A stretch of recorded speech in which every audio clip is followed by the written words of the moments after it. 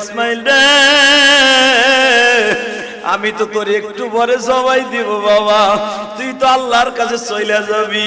আমার মালিক রিজায়া বলিস, ও মালিক তোমার সন্তুষ্ট করার জন্য আমার বাবা 3টা সুমা দিয়ে আমার জবাই দিয়ে দিছে। কত আদর করে বাবাই সুমা দেয়। আজকে যারা বাবারায় ফেলছো বাবার সুমার কথা ভুলে যায় না বাবা। বাবার এক একটা সুমা কিন্তু, বাবার এক একটা কিস কিন্তু জান্নাতের নেয়ামত। সঙ্গে সঙ্গে বলে ইসমাইল রে তাহলে আর দেরি করা যায় না, ওঠ পাহাড়ের উপরে।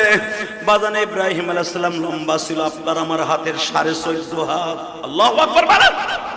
14.5 হাত লম্বা মানুষটা বাজান কয়েক কদম দিয়া পাহাড়ের উপরে উঠলেন, যেখানে শোয়াইছে ইসমাইলকে ওই জায়গাটা এখনো মিনার করা আছে।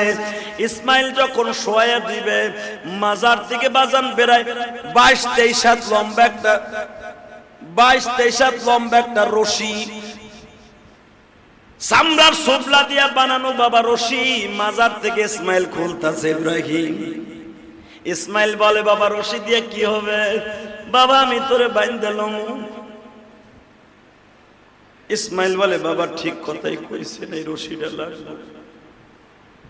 আমার যুবক ভাইরা ইসমাইলের গাড়িতে জান্নাতে যাইতেছে আসছে ভাই, এখন 2 ফোঁটা পানি দিয়ে বাবার কথা মনে করে করে কান্দ। যখন বললেন বাবা আমার জবাই দেওয়ার আগে মাত্র 3টা কথা তোমার মনে রাখতে হবে। কি? 1 নাম্বার কথা বাবা, তুমি আমার জবাই দেওয়ার আগে এই জামাটা খুলে ফেলবা। কেন? ভিতরে যে গেঞ্জিটা সেটাই যথেষ্ট। কেন?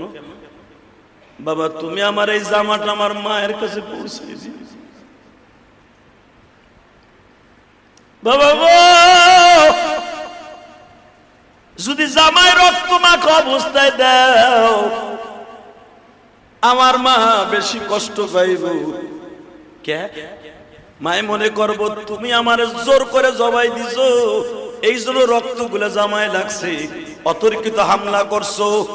আর যদি তুমি দেখো রিল্যাক্স আমি জামাটা খুলিয়ে দিছি, মাই বুঝতে পারবে আমার ইসমাইল জবাই দিতে রাজি আছিল। বাবা এই জামাটা কেন আমার মার কাছে দিবা জানো?